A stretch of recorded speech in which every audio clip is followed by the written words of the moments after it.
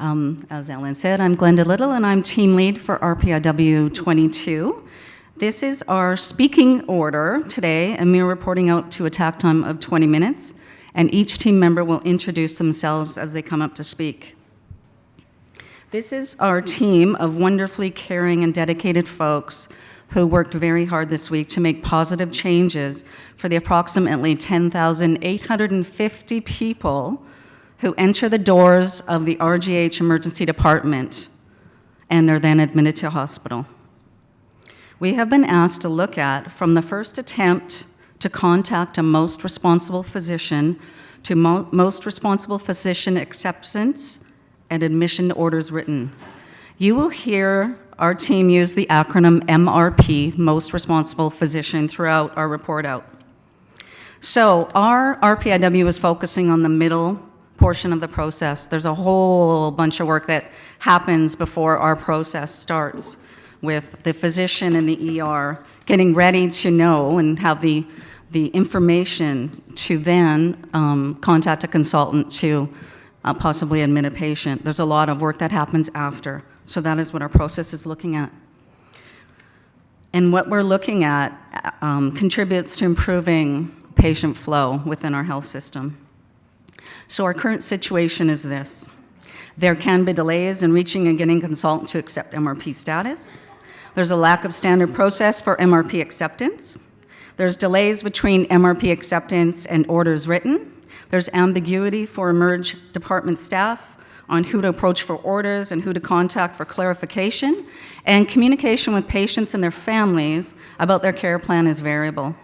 So the theme of our RPIW is to improve patient care and communicate by timely identification of the MRP who accepts responsibility, initiates patient treatment. As with every RPIW, we create baseline measures for the key targets we wanted to look at and to make improvements on. I'm going to touch on a few of those. One is our lead time, and the lead time for our process is 2 hours and 49 minutes, and we're looking to make an improvement of 50%. Our JBA consultant says we seek to improve all of our measures and targets by 50%, except for our quality defect measures, which we would like to have at 0.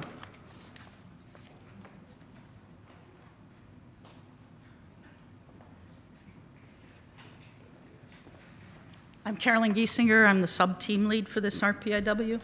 So here we have the current state, or what was our current state, and that is the period of time that it takes from the first attempt to contact a consultant to see a patient until that a consultant has been found who will accept responsibility and admit that patient and their orders are written. That lead time, we learned, was 169 minutes on average. Of that 169 minutes, 22 minutes of it was value added, which was 13% value added time, and an unfortunately abysmal 87% non-value added time. Our first attempt to come up with a future state was also unfortunately abysmal. We proposed a future state of 22 minutes, but after discussion with our process owners and our sponsors, we realized that if we went ahead with that, we were going to have some unintended impact on the system, and namely we were concerned about excess unnecessary admissions. So our second attempt at a future state is what we went with. Here in orange, you see the role of the physicians. In yellow, you see the patients. In the lighter yellow, you see the nursing role, which became very important to the RPIW. And in blue, you see the information flow. This sheet shows our tack time. A day still has 24 hours in it, which makes 1,440 minutes a day. And with 30 admissions every day, that means that our tack time is 48 minutes, or once every 48 minutes, a patient in the emergency department at the general needs to be completed that process of being admitted and having orders written. Here we've got some PQA data as examples, and what our PQA data showed was that 143 patients are coming through the emergency department on a daily basis, and of those, an average of 30 need to be admitted on a daily basis. I'm going to wait for that.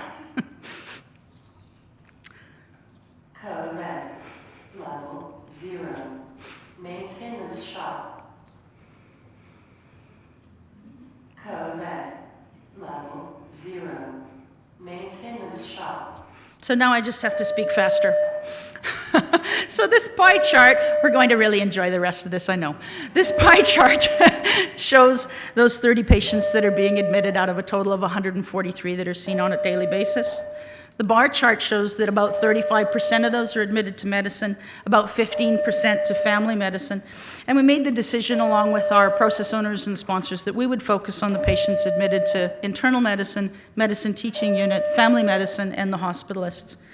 This is additional PQA data that backs up the fact from an independent direction that there are 35% of the admissions are to medicine.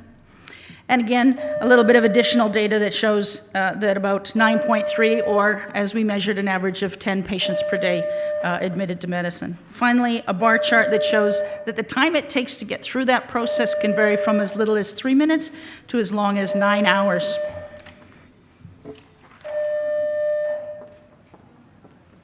Hi, my name is Lydia Seuss. I'm a clinical resource nurse in emergency. To improve communication among the emergency physicians, the most responsible physicians, nurses, and patients, we wanted to change the to be admit signals that we use in SCM. Pre-Kaizen, the to be admit sign was used to indicate that the physician wanted to admit, but this was ineffective because there's variability in when the physicians are applying that to be admit light. And it does not communicate at a glance a plan for the patient that the nurse can communicate. So we developed instead a choice of ED consult, meaning the ER physician determines the patient should have a consult with a specialist prior to being discharged home, and the ED admit, meaning the ER physician determines the patient requires admission to the hospital. This will help us identify the length of time it's taking for the ER physicians to wait for that consult, which will help identify if there are any barriers to discharges in that waiting, or if there are any inappropriate admissions being made to the consultants. This is just a visual showing you of the new light. And we created a standard work process for all physicians and staff in using these lights, and trained most of them in person or by email. They began using this at both sites yesterday. Hi, I'm Marcia Pilon, and I work in the medicine KOT, and I'm a participant today on this RPIW. What I'd like to talk about is our pre-Kaizen stick tally of the patient communication survey. And what this indicated is that the patient only knew that the doctor would be, who the doctor was that would be taking care of them 5 out of 9 times. So there was a real focus on having a better communication with the patient.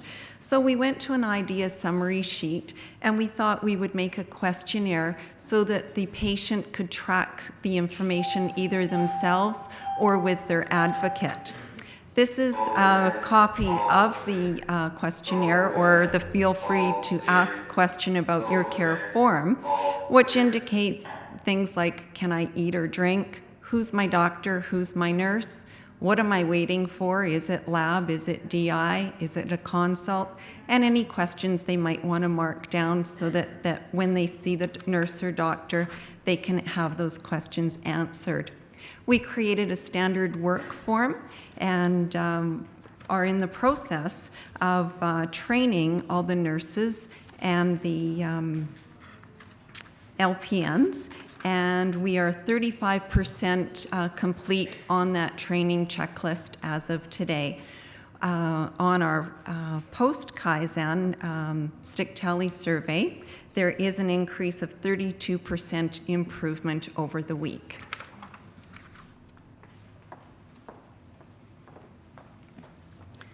Hi, my name is Colleen Quinlan. I'm a participant in this RPIW, and normally I'm the director of the Mental Health and Addictions KOT. I'm going to be talking to you today about the Kaizen work we did to standardize the process for the most responsible physician to accept patient for care. This spaghetti diagram shows the movement of the ER doctor around the department as she provides care for her patients, answers questions from staff, charts, etc. These are the time observations for the same physician during the same period of time. There's 4 pages of time obs, 46 processes document. This covered 6 patients. This is our pre-Kaizen percent load chart that shows the stacking of the face-to-face time of different care providers with our patient. One identified defect in the current state was that there was no standard for physician response to the emergency department. This idea sheet shows that a suggested standard time should be up about 15 minutes. Another defect that was identified was there was no defined process to determine the most responsible physician. And this idea sheet depicts an improvement with a defined process that reduces patient wait time and reduces potential conflict. So we took both of those idea sheets and combined them into one work standard for the process that describes the process to determine the most responsible physician. This is policy drafted to provide accountability framework for the process that we just showed you. And this draft policy has been forwarded to Dr. McCutcheon and has been presented to the section of General Internal Medicine at their meeting last night. We created standard work for the ER physician in this process, and we created standard work for the internal medicine specialists in this new process. Post-Kaizen movement for the ER doc, can you even see it in there? It's so small compared to the last spaghetti diagram. The percent load chart did not really change because we weren't really affecting the work of the other providers in this RPIW. However, if we look at the pre and post Kaizen standard work combination sheets, we can see the difference that we made.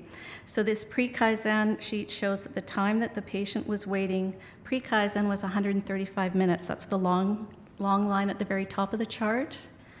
Post-Kaizen, after we trialed this new process, you can see that the patient wait time has been greatly reduced.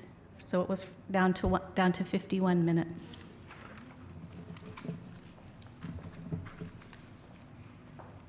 Hello, my name is Sheila Smith. I'm an emergency physician at both sites and also a participant in this RPIW.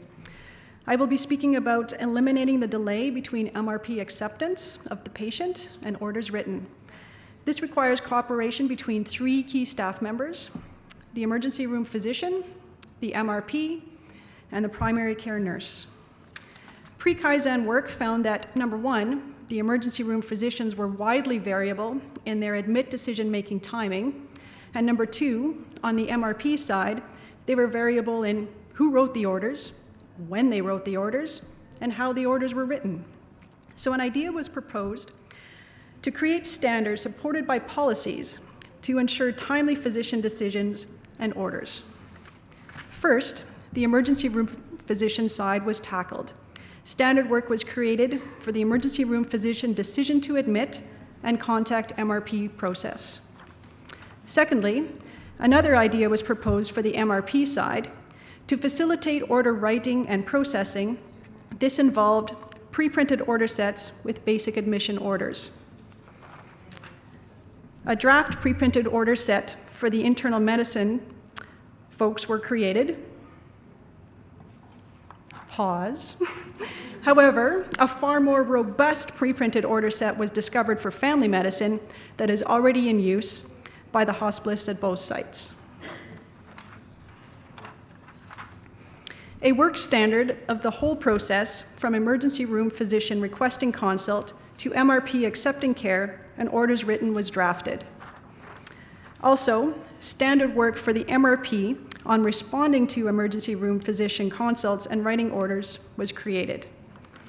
And the last, but equally important piece involves the primary care nurse.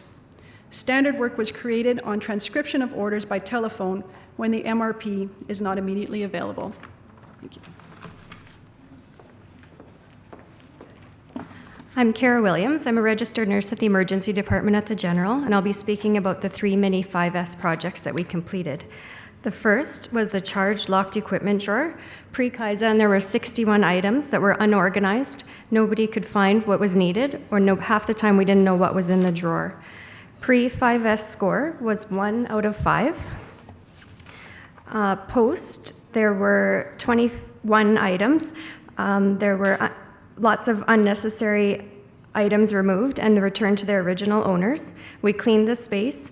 We grouped like objects together, and the areas were labeled and taped out so that people would know where to return them. There was a checklist posted on the outside of the drawer to verify the contents. Our post score was 3.0 out of 5. And we created a work standard written for staff to check the drawer, verify the contents, and locate any missing items. The second mini 5S we did was the charge locked cupboard in the streaming area. There were 23 groups of items taking up 4 shelves. It looked organized, but the items didn't actually match the labels that were on the shelving units. There were lots of unnecessary items. We removed the unnecessary items, and we returned respiratory items to the respiratory department, pharmacy supplies to the pharmacy. We cleaned the space. The items were assigned to a specific space, and their areas were labeled according to what was actually there. Our pre-score was 1 out of 5. Post, we had 11 groups of items and only used 2 shelves. Our post score was 2.8 out of 5, and we created a work standard written for staff to check and reorder the needed supplies. Our third was the charting area. The chart was scattered across the desk and was in no particular order. There was lots of identifying personal information out for people to see, and there was risks of paper falling onto the floor and into the garbage can below. Our pre-score was 1.4 out of 5. We trialed a clear folder to contain the chart. The doctor information was placed on one side, nursing information on the other side, and there was a new information clip attached to the front of the chart to put diagnostic reports and any lab results. Now the new personal information is all out of view of others. Our post score was 3.0 out of 5, and we created a work standard written to help sustain the change.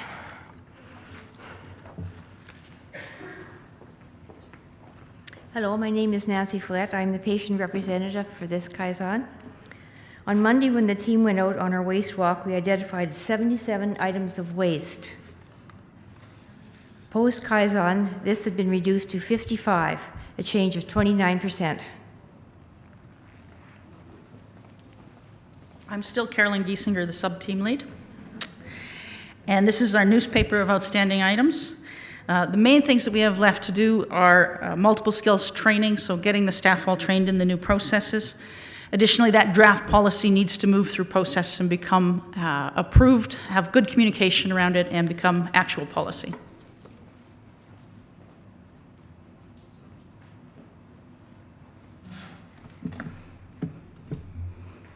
So I'm going to talk about our target progress results final. So we've made some great progress through our 5S in saving some square footage. With our chart, combining it into the folder, we've reduced our space by 82%, with the lock cupboard and streaming 50%. And then, as Kara had mentioned, we've also saved 70% of space in that charge drawer with just removing items that were not needed there. Happy to report that we do have a 51% decrease in our lead time. And we do have some quality measures and defects that I wanted to point out. As Marcia said, we did see a 32% improvement with having the patient material available for patients in their rooms. And also, we did identify linen supplies are exposed and vulnerable to contamination in 16 patient rooms, and that is a newspaper item. We weren't able to have that looked at this week, but we're confident that that will be done soon to take care of that safety issue. To our workshop summary, we created standard process for MRP to accept care, a new policy is drafted for the accountability around that, created patient handout, created 8 pieces of standard work and 8 work standards, clarified and changed patient status, button and SCM, and completed 3 small 5S projects. For our thank yous, we have a lot of people we'd like to thank. First and foremost, we'd like to thank Nancy Flett, our patient volunteer, first of all, for volunteering to be with us for this week and to bring that voice of the patient that's so important to each of our RPIWs.